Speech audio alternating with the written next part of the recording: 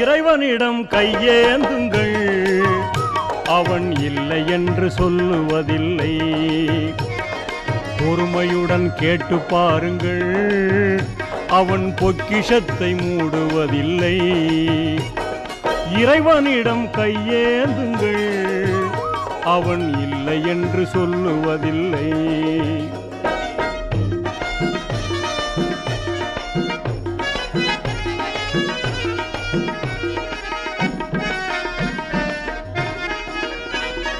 இல்லை என்று சொல்லும் மனம் இல்லாதவன், ஈடு இணை இல்லாத கருணை உள்ளவன், இன்னல் பட்டு எழும் குரலை கேட்கின்றவன், எண்ணங்களை இதயங்களை பார்க்கின்றவன்.